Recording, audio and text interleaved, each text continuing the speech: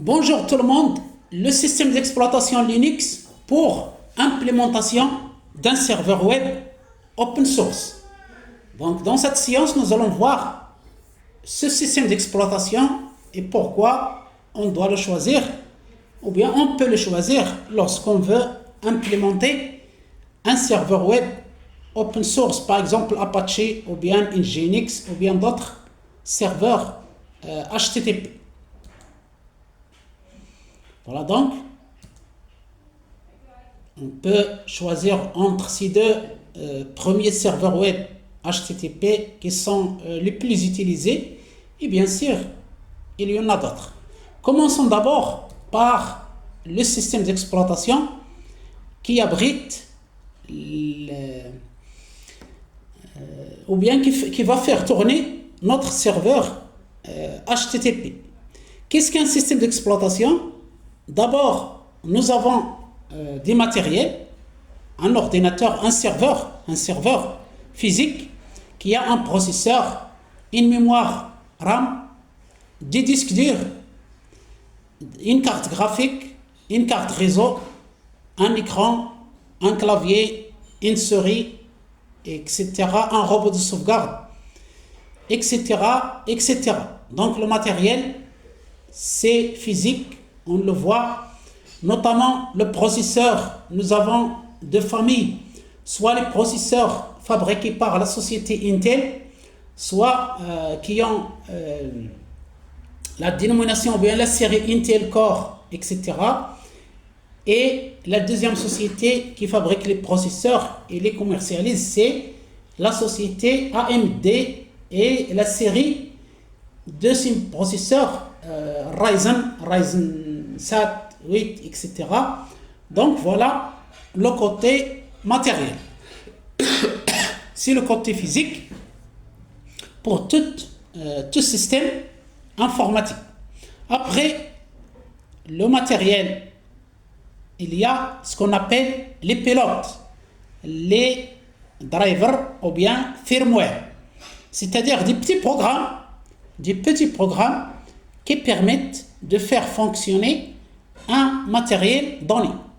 Par exemple, nous avons la carte réseau, il faut son pilote, son driver, un petit programme qui l'a fait marcher. La carte graphique, il faut un pilote, l'écran, le clavier, la souris, tout le matériel informatique a besoin de petits programmes qui sont fabriqués par le fabricant des matériels ou bien des programmeurs, des développeurs, pas de problème. Et ces petits programmes font tourner le matériel ou bien un composant du matériel informatique. Puis vient ce qui nous intéresse dans cette séance, qui est le système d'exploitation. OS en anglais, Operating System.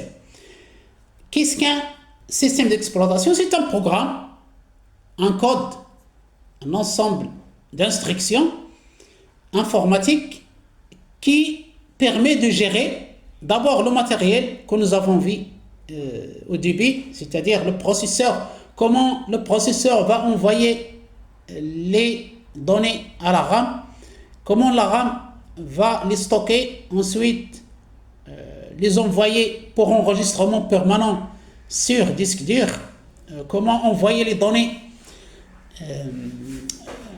sur écran à travers la carte graphique, comment les envoyer vers le réseau informatique à travers la carte réseau, etc., etc. Donc, elle gère tout son matériel, comment il communique entre c'est-à-dire les différents composants, et aussi le système d'exploitation gère les applications, notamment l'installation des applications, le lancement, l'enregistrement des fichiers, etc. Donc, tout ce qui concerne les applications, par exemple,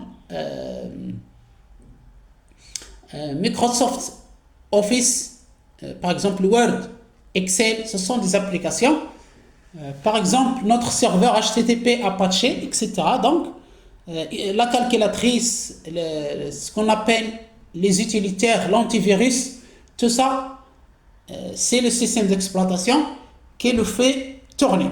Et enfin, le système d'exploitation gère les utilisateurs, les droits octroyés à ces utilisateurs, les mots de passe, les autorisations, ajouter, supprimer, modifier un utilisateur. Aussi, tout ce qui concerne la sécurité des systèmes d'information, comment sécuriser, notamment à l'aide des mots de passe, des connexions, etc. Donc voilà un peu le rôle d'un système d'exploitation. C'est un programme informatique qui nous gère tout ça. Et le système d'exploitation le plus connu, c'est Windows. Windows de la société Microsoft. Avant Windows, il a fait le système d'exploitation DOS, Disk Operating System.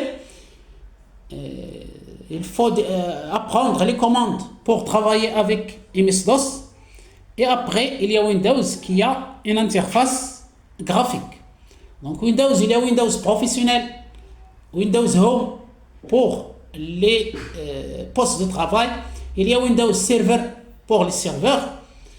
À côté de Windows, il y a bien sûr l'autre société Apple, Macintosh. Il y a le système d'exploitation Mac OS. Il y a le système d'exploitation Unix qui est propriétaire comme Windows et Mac OS, il faut l'acheter.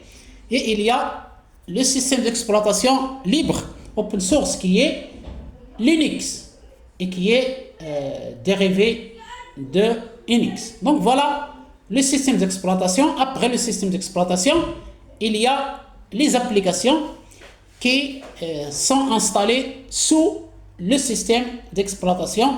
Par exemple, notre serveur HTTP Apache, ou bien Nginx, ou bien toute autre application, un traitement de texte, un tableur, un système de gestion de base de données, un jeu vidéo, etc., etc. Et enfin, on trouve les utilisateurs qui utilisent tout ça, c'est-à-dire ils se connectent à l'ordinateur, ils lancent le système d'exploitation, ils installent les applications et utilisent ces applications. Voilà pour la définition d'un système d'exploitation. Maintenant, passons aux composants d'un système d'exploitation. On trouve le noyau, ce qu'on appelle le noyau, en anglais kernel, c'est-à-dire les programmes de base qui font fonctionner le matériel, les applications et les utilisateurs. C'est le noyau, c'est l'ensemble des systèmes, des programmes, des applications qui font marcher un système d'information. Après le noyau, il y a le deuxième composant, ce qu'on appelle l'interpréteur de commande, ou bien l'interface. On appelle interpréteur de commande, ou bien interface en anglais shell.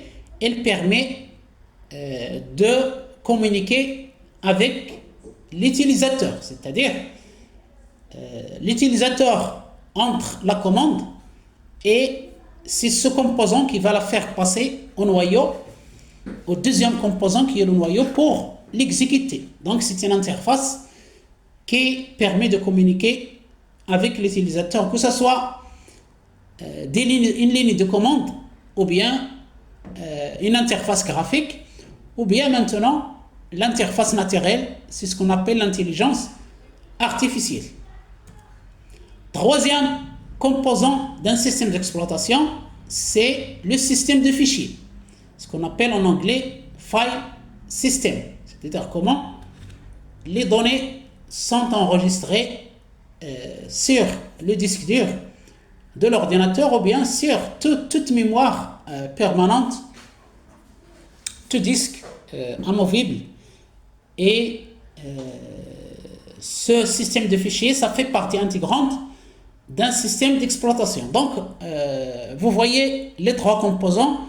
parce que lorsque je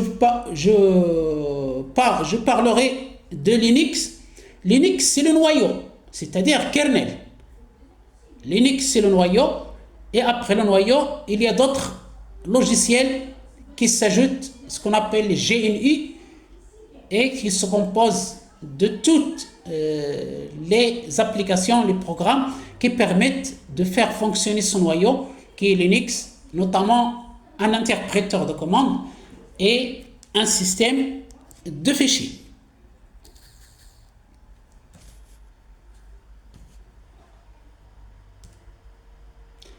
Voilà donc pour les composants d'un système d'exploitation. Maintenant, qu'est-ce qu'un système d'exploitation Linux?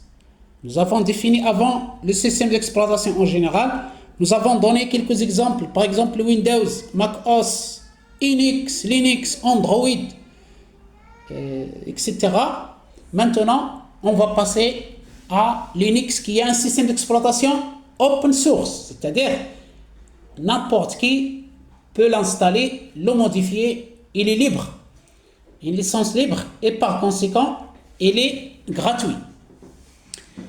De type Unix, c'est-à-dire il vient des systèmes d'exploitation Unix, il est fondé sur le noyau que nous avons vu, sa définition, le kernel, le noyau Linux. Ce noyau a été créé en 1991 par un étudiant en informatique qui s'appelle Linus Torvalds. Linus Torvalds, qui est un informaticien américano-finlandais. Il est né à Stockholm et il a immigré aux États-Unis, et par conséquent, il a la nationalité américano-finlandaise, et il est né en 1969. Donc voilà quelques informations sur le créateur du noyau Linux, qui s'appelle Linus. Donc Linus, ça vient, le mot Linux vient du nom, du prénom de son créateur qu'elle a créé en 1991. Linux désigne le système d'exploitation, c'est-à-dire ce n'est pas seulement le noyau.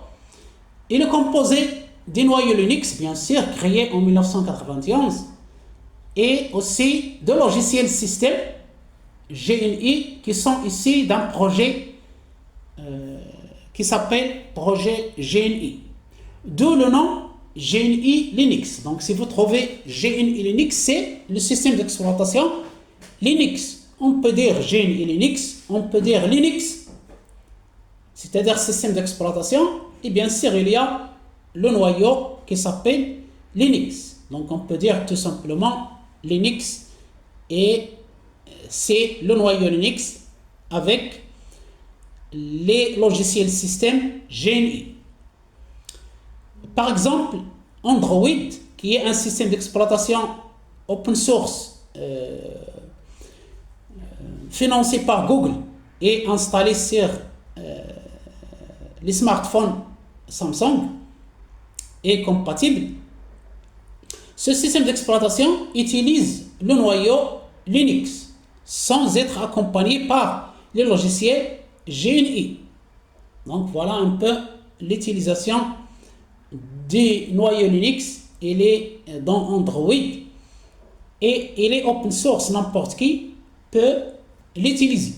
D'où son intérêt, si quelqu'un, par exemple un jeune entrepreneur qui veut utiliser l'informatique, il n'a pas les ressources nécessaires pour acheter la licence d'un système d'exploitation propriétaire, par exemple Windows, ou bien Mac OS, ou bien Unix, il peut bien sûr utiliser librement Linux et il n'a rien à payer. Au début de Linux, son installation nécessite des connaissances solides et aussi d'installer les logiciels un à un, c'est-à-dire le noyau, puis les logiciels système GNI un à un, et ça a été très complexe. Il faut vraiment avoir des connaissances approfondies. Mais rapidement, des ensembles de logiciels formant un système complet prêt à l'usage ont été disponibles. C'est ce qu'on appelle les distributions Linux, c'est-à-dire un ensemble de logiciels qui forment le système d'exploitation complet Linux. Il y a bien sûr plusieurs distributions et ces ensembles, on les appelle distributions Linux, et c'est ce qu'on va voir dans la séance prochaine. Il ne me reste qu'à vous remercier pour votre attention. N'oubliez pas d'encourager la chaîne avec vos likes, vos commentaires, vos partages, vos abonnements. Merci encore, je vous souhaite une excellente journée et à bientôt.